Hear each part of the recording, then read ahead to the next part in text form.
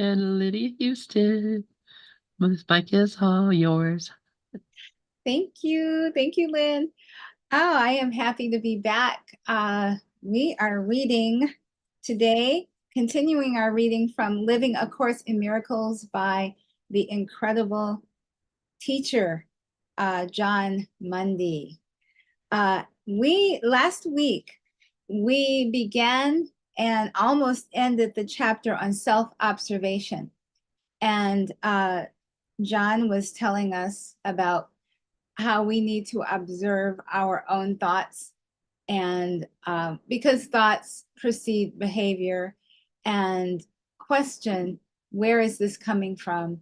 Is this coming from the Holy Spirit, the greater inner teacher, or is this coming from the ego? And usually if it's something to promote the self, something to promote your identity as a separate self in a world that really isn't here, it's ego motivated. And the ego is not some evil villain.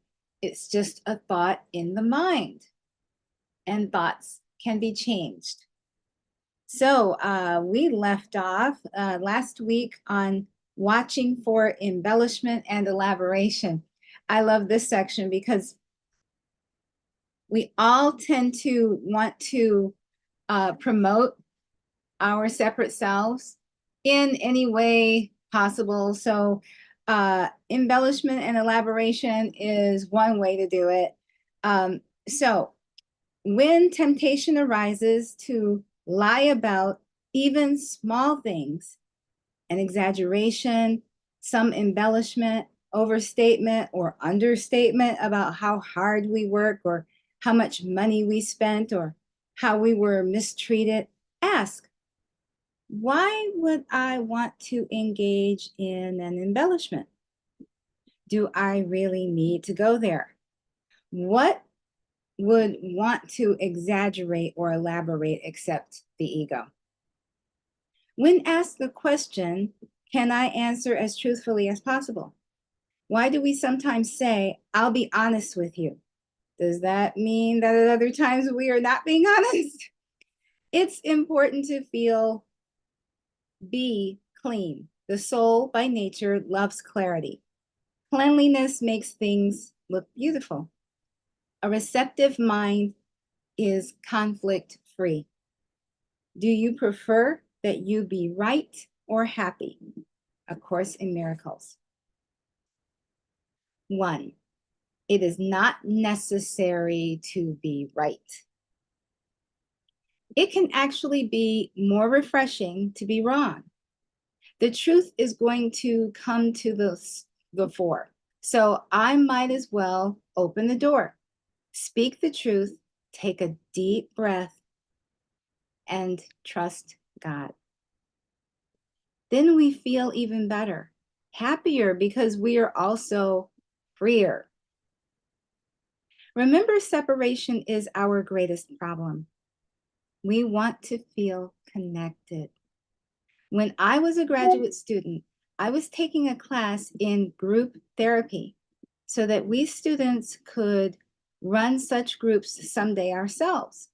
Near the end of the term, after we had gotten to know each other pretty well, we were encouraged to go around the room and each share something that we normally kept hidden.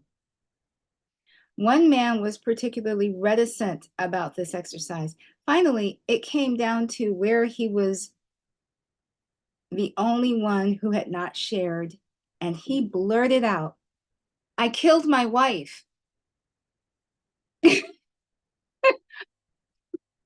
There was dead silence in the room as all eyes fell upon him, and we listened to his story. As it turned out, he had been driving a car at the time of an accident in which his wife was killed. Though there had been an inquiry into the case, he was not charged with a crime. Still, he felt responsible, and he had carried a burden of guilt for many years. He cried and then told us what a relief it had been to have finally shared his awful secret. 2, take it to a comrade, companion, loving friend, therapist, or fellow student. Someone you love who loves you, someone you feel you can trust.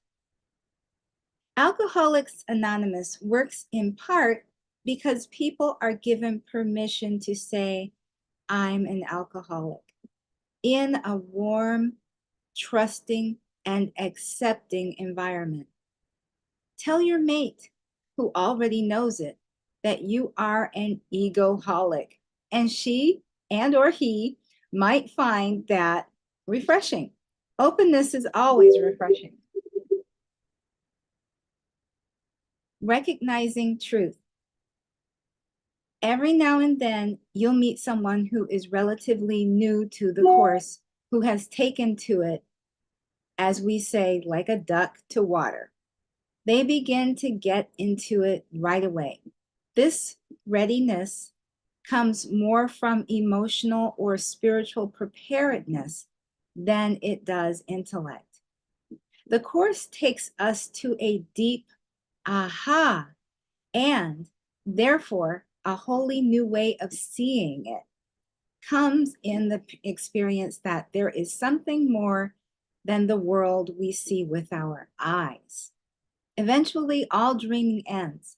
All illusions are set aside, and everyone remembers God. In June of 2007, I contracted encephalitis from a mosquito bite, which brought on a temperature of 106 degrees and produced a grand mal seizure. I went into a coma, was put on life support, and stayed there for several days.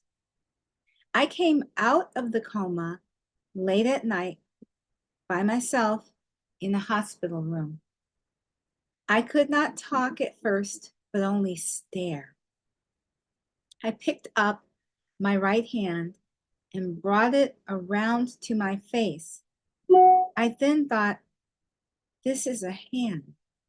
I wonder how I know what this thing is called. And then a strange thing happened. An inner voice said, who wants to know? I wondered how I knew about language and words. I wondered how I knew about anything. But mostly I wondered about what it was that was wondering. Everything was fascinating. My hand and the pictures on the wall in the room. Even the next day, seeing my wife Dolores' beautiful face and her gorgeous red hair, everything had about it a wonderful, expectant shine. For a little while, the world stopped, and I was able to see without the contamination of interpretation. There was no past intruding on the present and no bewildering future. Several days went by before I had the thought, you have bills to pay. You have to get well. You have to get out of here. Dolores later said that one of the most amazing aspects of the whole experience was that I stopped planning. A healed mind does not plan. It carries out the plans that it receives through listening to wisdom that is not its own. A Course in Miracles. A primary quality of the mystical experience is called the noetic quality. Noetic means that we come to recognize or recall something that was already there. Greek philosopher Plato tells us that the soul is eternal, knows everything, and only has to recollect what it already knows. For Shankara and Eckhart, the way of salvation is the way of knowledge or revelation. Revelation being an intensely personal experience and a direct contact with the transcendent that has nothing to do with words. Revelation transcends time and can happen in an instant. Theoretical physicist Dr. Stephen Hawking said his greatest insight into the cosmos came suddenly one evening when he was getting into bed. When revelation came, it came in a flash. The ego is the questioning aspect of the post-separation self, which was made rather than created. It is capable of asking questions, but not of perceiving meaning. Not of perceiving meaningful answers, because these would involve knowledge and cannot be perceived. A Course in Miracles. In A Course in Miracles, knowledge does not mean information or lessons learned. Knowledge actually refers to knowing God intimately. And that's just a reawakening of the truth that we are one with God. And that's what revelation is in A Course.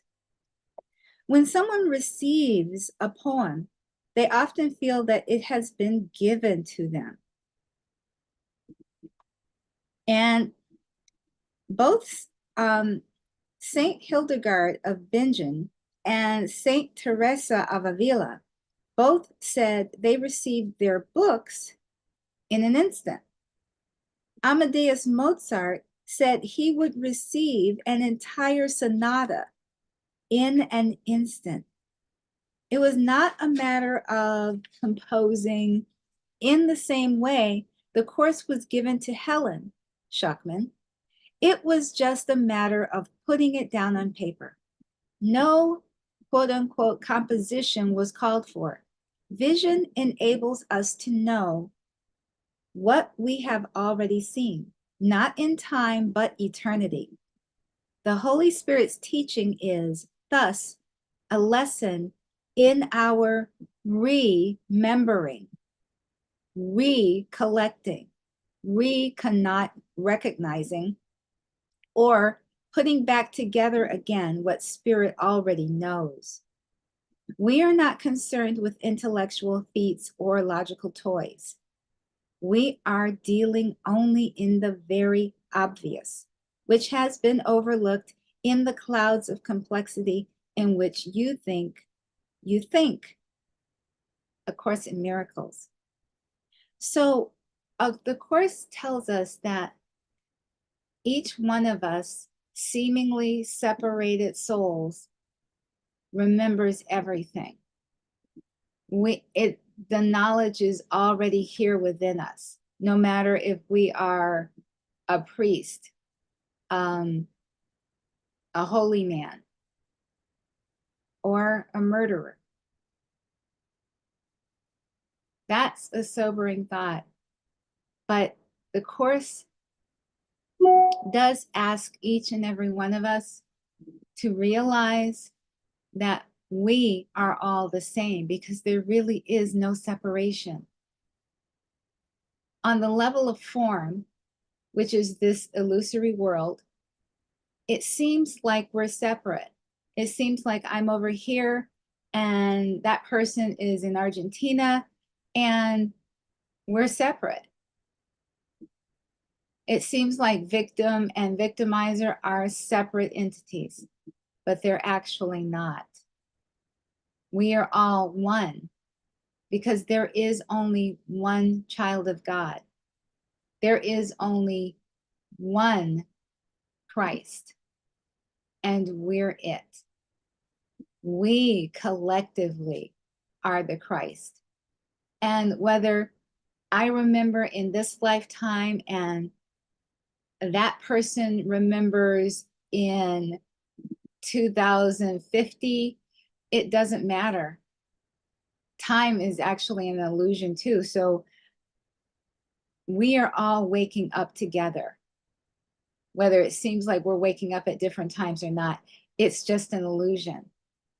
But when one of us wakes up, we've all awakened. And in time, it might seem like it's happening at different times and intervals, but it's not. If one of us is lucky enough to wake up, it wakes us all up. So, moving along. In the critique of pure reason of German philosopher Immanuel Kant, posited the existence of two kinds of knowledge: a priori knowledge and rational knowledge or reason. The intellect is based on information, facts, and associations gathered from life. That which is a priori, we intuitively know to be true. Everyone knows, for example, that there is such a thing as love, though there is no form of the thing in the world. We must then go beyond the mind to get to the mind, capital M, to knowledge, capital K, and thus to being, capital B. Rationality can take you only so far. English Taoist, Wei Wu Wei.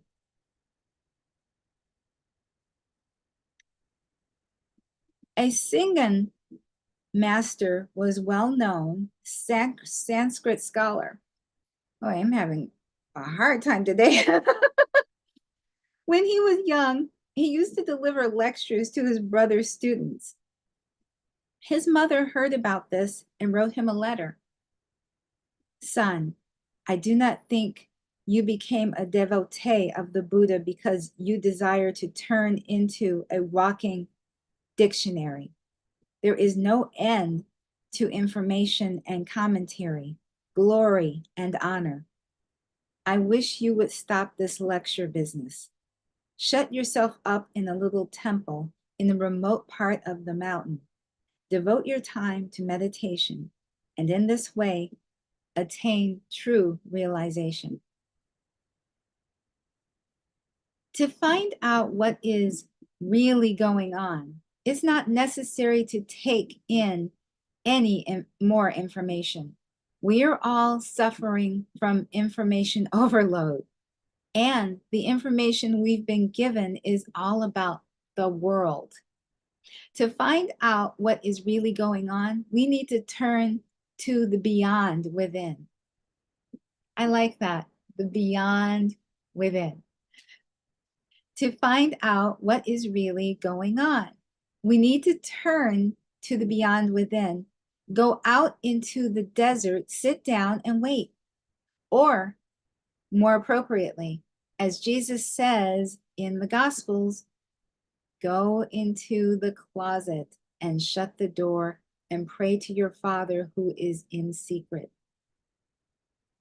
In other words, find a quiet place, sit down and wait. And after a while, it is possible to have some idea of what is really going on. When we stop thinking, which stops the world, we find out what is really going on. Perception rests on choosing. Everything in this world is a matter of choice. Knowledge, which precedes time and perception, is not a matter of choosing. It is rather a matter of being. Perception is uncertain. Though we all know better, we perceive the sun going around the earth. I see my friend at a distance in the shopping mall. As I approach, I see it's someone else. Perception has not given me the correct information. When we see a house from one side, we make up the other sides. I assume that the other sides are there. If I'm watching a movie, I may see only a facade, or I might see a landscape projected onto a screen behind the actors. Is there something there in a dream? We do not know how projective we are until we stop projecting. A new student, after a few weeks of working with the course, came to me and said, I'm beginning to realize how incredibly judgmental I am. And I said, that's great. You're getting it. Yet projection will always hurt you. It reinforces your belief in your own split mind. And its only purpose is to keep the separation going. It is solely a device of the ego to make you feel different from your brothers and separated from them. The ego uses projection only to destroy your perception of both yourself and your brothers. Not long before he died, Swiss psychiatrist Dr. Carl Jung was interviewed by Sir Lawrence Vanderpost by the BBC in London. Near the end of the interview, there is this wonderful moment when Dr. Vanderpost asks Dr. Jung if he believes in God. Jung pauses for a moment and then says, believe in God. No, I know. When we know, questions cease. Belief is weak, uncertain. Beliefs can change. Knowing is sure. Knowledge is a priori. It is timeless. It is wordless. It is certain. It is not divided. It is beyond subject and object. Subject and object means self and other. Knowing is a direct experience of being.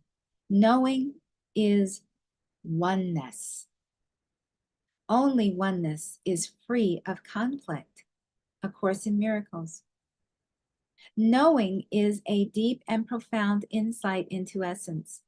It is stable, unchanging, and conflict-free. It is not bodily or sensuous. You do not need judgment to organize your life, and you certainly do not need it to organize yourself. In the presence of knowledge, all judgment is automatically suspended, and this is the process that enables recognition to replace perception. A Course in Miracles. Labeling. Zen Buddhism speaks of a state of mind beyond thought and no thought. It is a state in which the labeling of things can cease. As Zorba the Greek says to his wealthy American companion while dancing on the beach in Crete, there is only one thing wrong with you, boss. You need a little madness. In order to see, we've got to be free of rigid, egoistic thinking. A Shinto priest, when asked about his theology, told journalist Bill Moyers, I don't think we have a theology. We dance. When you love someone, you have perceived him as he is. And this makes it possible for you to know him. Until you first perceive him as he is, you cannot know him. It says in Genesis that Adam knew Eve. When we love someone, we see them as they are. We see past the facade. We see their innocence. And for this reason, we love them. We cannot know someone when we project onto them. To attack someone is to make them a stranger. When we love, we see the other's wholeness and innocence, which is the only way we can know them. This is the way God knows us. I remember looking at Judy, my high school sweetheart, thinking that she could do no wrong. She would not even have known how. She was just purity and innocence. I had the same experience many years later when I fell in love with my wife, Dolores. Love is not something we can figure out. Loving is remembering oneness. A memory that is not alive to the present does not remember the here and now, does not remember its true identity, and is not memory at all.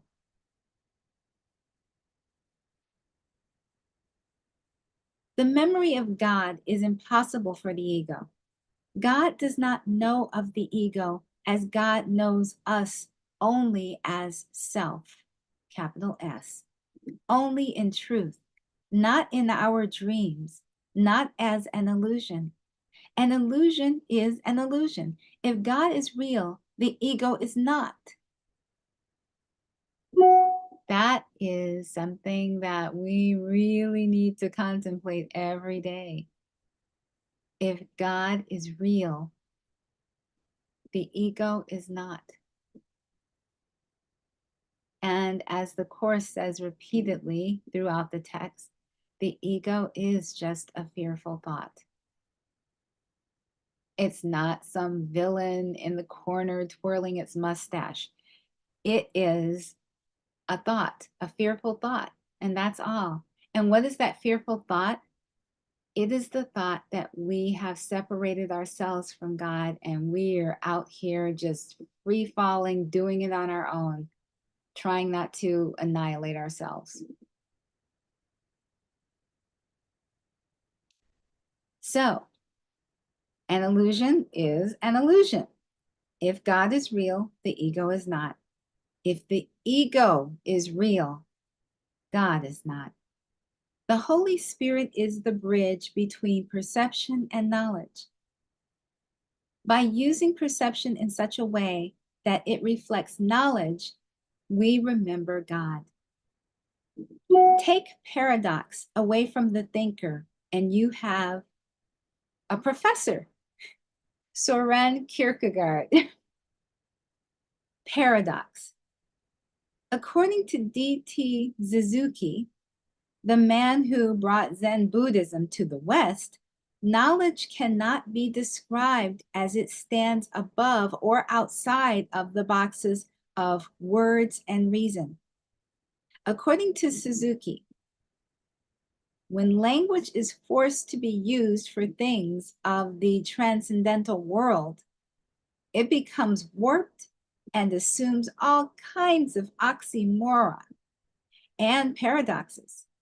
Satori, the spiritual goal of Zen Buddhism, is an experience free of concepts. The Course is likewise filled with paradox. Use the mind, and here are just a few of them. Use the mind to go beyond the mind. Use the mind, capital M, to go beyond the mind. So the Course is saying, use the big mind, the mind that is one with the Holy Spirit, to go beyond the separated mind that thinks it's a personal self in a world that we created. We overlook what is not there. That's another paradox, but what the Course means is recognizing the world is an illusion. We can look past it. Seeing that the world is an illusion, we can look past what is happening. That's what the Course means. And it doesn't mean being inappropriate in cases where there is loss, like the death of a loved one, or the annihilation of a whole race of people, it doesn't mean looking past that and not being appropriate, recognizing other people's grief and just being compassionate. But what it does is it enables you to release your psychological attachment to the outcome of situations. Yes, I still give money to PETA.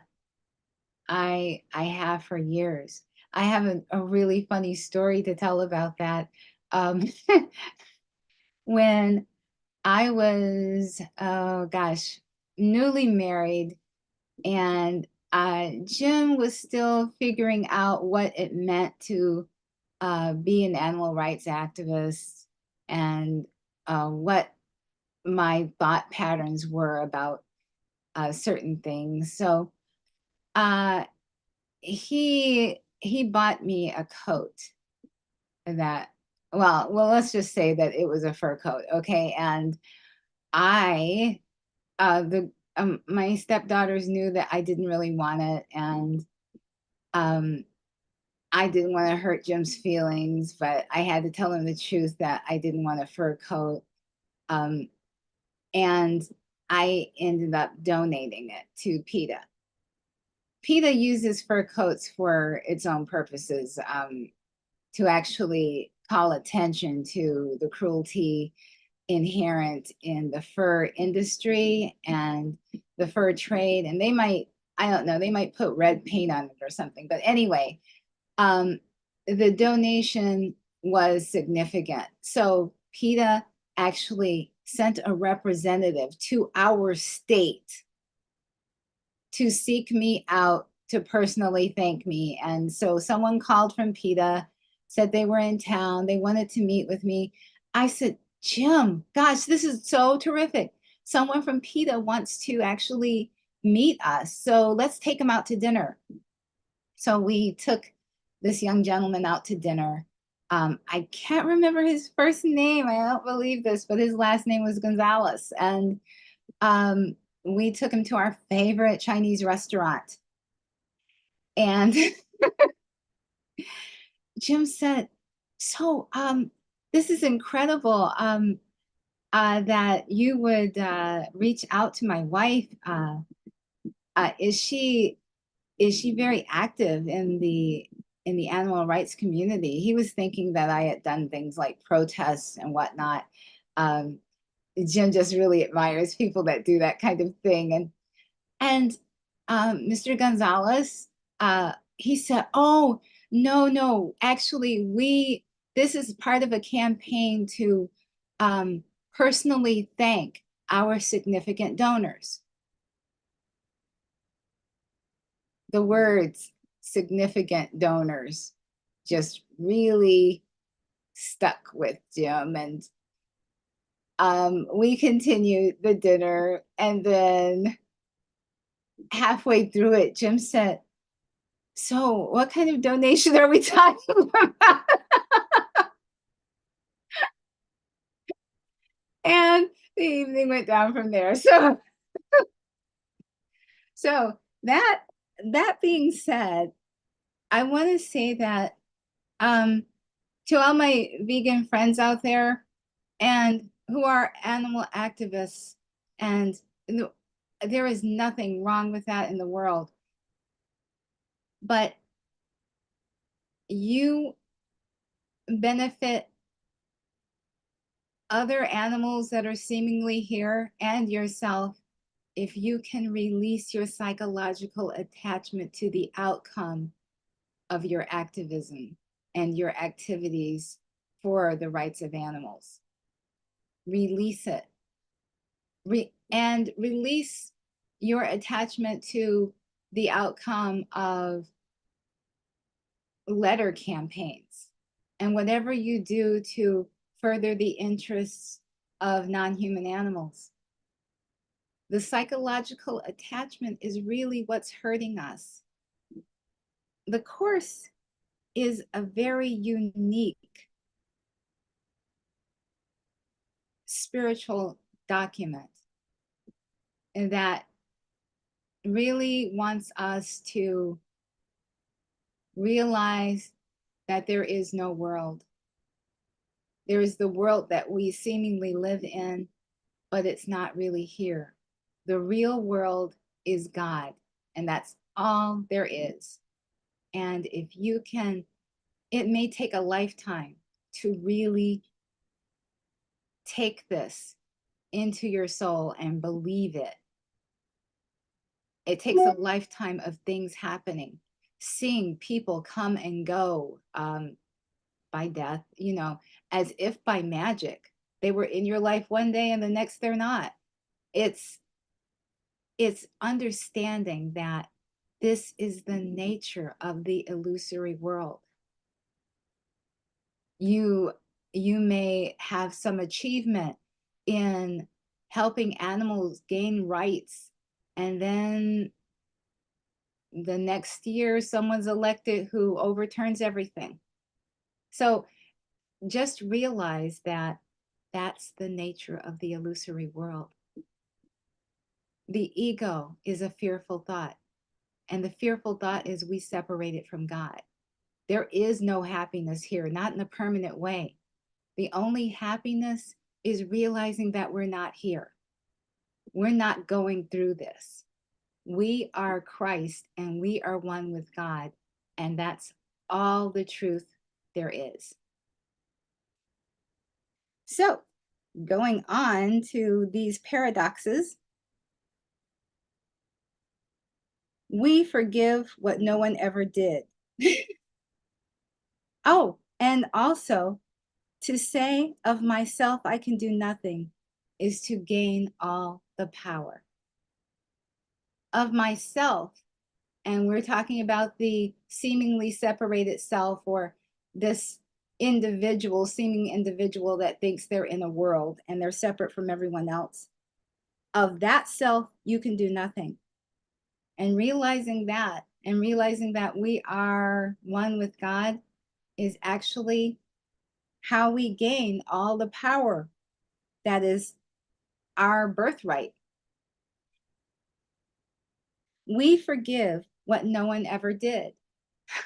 I love this because this is what the Course is talking about. We do not take seriously what seems to be transgressions from others. And the Course always tells us to be very wary of the tendency to perceive ourselves as unfairly treated, because in that perception, we seek to gain an innocence that is ours alone and not shared by all, and certainly not shared by the person that did this to us. So, that being said, here's another one. A miracle is the doing of undoing, or the undoing of doing. Okay, we're going to move away from that one. If you want to see, close your eyes. This is actually not referring to physically closing your eyes, but if you want to see God, stop looking at this world and everything that's going on in it, because he's not here. He's never been here. This is our own delusion. So if you want to see God, close your eyes to what's going on around you. And I know that in Gary Renard's first book, Disappearance of the Universe, and Gary was still learning to accept the Course. He said, "Isn't this a form of denial?" And his teachers confirmed, yes, it is a form of denial, but it's the right kind of denial. It's not denying that the world is right in your face. And yes, things are happening seemingly on the level of form, but denying that anything not of God, can affect you.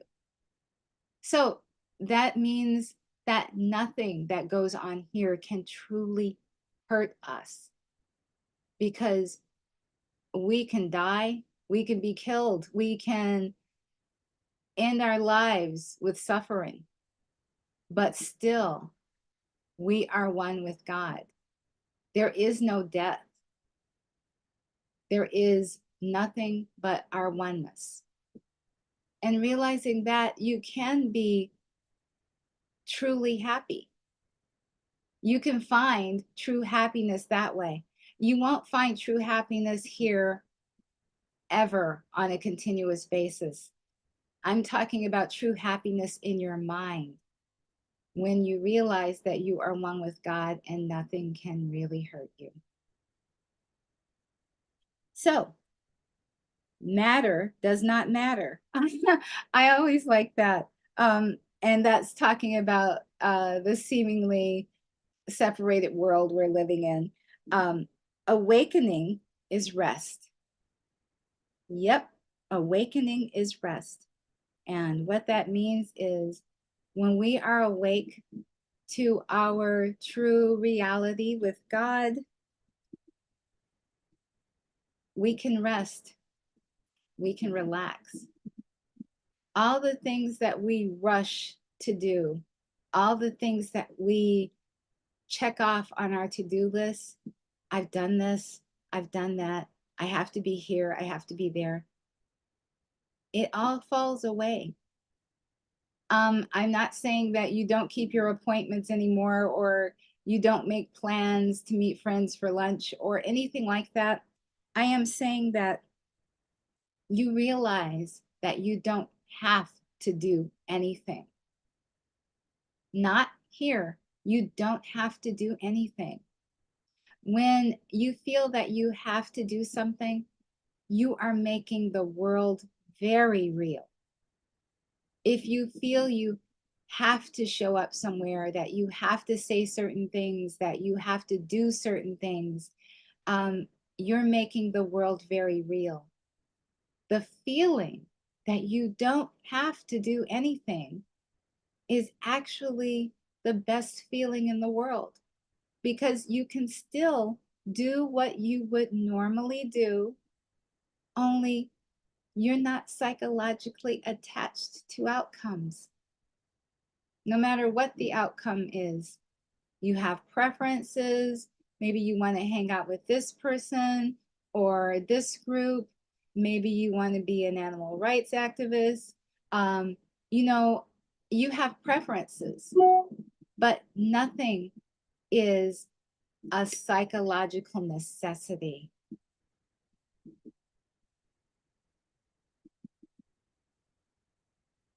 Death is nothing. The Course says death is nothing because it's not real. And what is not real is nowhere, and it is nothing. So death is nothing. The Course talks about people coming and going as if by magic.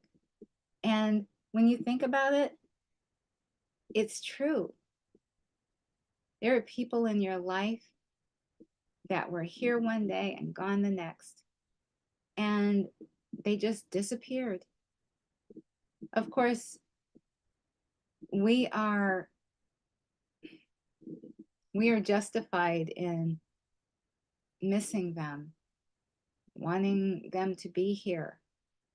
But when you truly recognize what the Course is saying, you know that they didn't really go anywhere. They're all a part of you. One of the teachings of the Course is that in heaven, we are all one. There are no separate bodies. You don't go and see, oh, there's my brother over there, or my best friend from high school. No, there are no separate bodies. You just feel them. You feel the people and animals you loved. And it's a wonderful feeling, because we're all one, but there are no separate bodies. Separation is an ego illusion. It's not real, not in heaven. And heaven is right here, right now, when we wake up to it. So, as we forgive the world our guilt, we are free of the world. I like that one. As we forgive the world our guilt, we are free of the world. So, the guilt the Course is talking about is the guilt we all feel for separating or seemingly having separated ourselves from God and torn ourselves from our loving Father, which never happened. We haven't done it. God wants us to realize that that did not happen. It is an illusion. And when we wake up to it, we realize that we never left heaven. We never left the arms of God. We're still there right now. So, another one is to find yourself is to lose yourself. That's a great one because it's pretty obvious. To find yourself, capital Y, which is the only self that is important or that exists, is the one Christ that is God's only child. To lose yourself is to lose that separated individual that thinks it's here, the one that has a name and a social security number. What we thought we were seeking is seeking us. Ah, this is a good one. What we thought we were seeking is seeking us. So, seeking for things in the world, it's endless. You get one thing and you want another. And the thing is, the ego wants us to keep searching, keep searching. But the thing is, what we are after is happiness. That's all that we ever want. It may take the form of a yacht. It may take the form of a beautiful relationship. It may take the form of children. It may take the form of friendships. It may take the form of travel. But whatever we seek to make us happy, we would be better off just settling for the happiness, because the happiness is right here when we wake up. And it's true joy, true bliss, actually. It's not true joy, it's true bliss. So what we thought we were seeking is seeking us. So the happiness we try to get in the world by getting things, by getting relationships, by getting people, it's the happiness that we feel deeply when we realize we are one with God and the separation never happened. So the best way to get somewhere is to let go of the need to be anywhere. Ah, okay. I love this one because it is actually saying the same thing as this one, which is, I need do nothing. Okay, so I need do nothing is the realization that we don't have to take anything in this illusion of a world seriously. And by not taking it seriously, I just mean not being psychologically attached to outcomes. So the best way to get somewhere is to let go of the need to be anywhere. So you can still do the normal things you would do throughout your daily life, but give up the psychological attachment to the outcomes. And let me give you a personal example. Every morning I have celery juice. I even got for Christmas this great juicer that is just amazing. Oh my God, I love that juicer.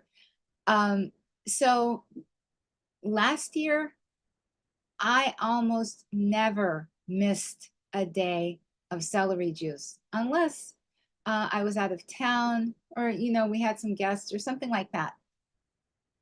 This year, I am giving up my psychological attachment to what I consider quote unquote healthy, because the body does not really exist.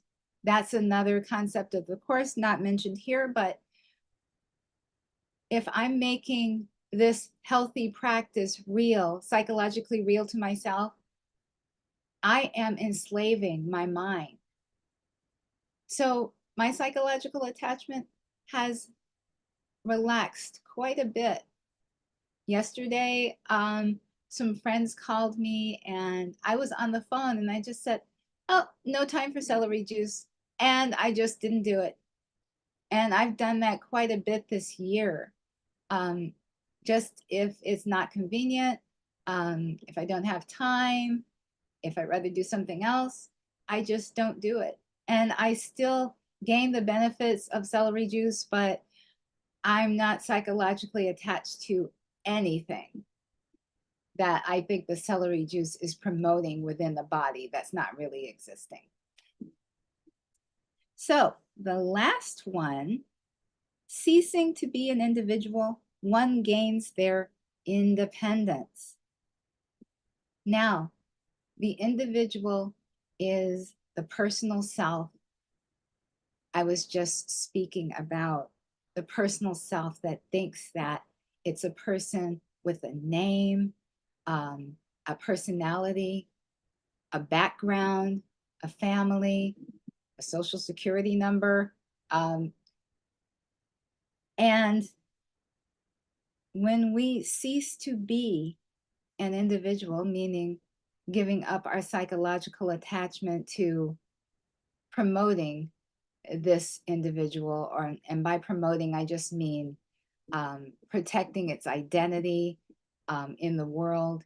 And protecting your identity, it doesn't always mean that you want to be rich, famous, notable, anything like that. But even the poorest of us wants a personal identity, a separate story from that poor person right over there. This is my story, and do not confuse it with that person's story. And names. Let's talk about names. Names are really important to people. But for years, I've been coming to the same grocery store. It's, you know, it's a gourmet specialty market. And I never corrected a woman who was calling me Linda. I know her, she knows me, but it just didn't seem important. I knew she meant me. And one day she said, "Why did you not correct me? Well, I've been calling you Linda for years, and why did you never say your name was Lydia?" And I just didn't see it as important.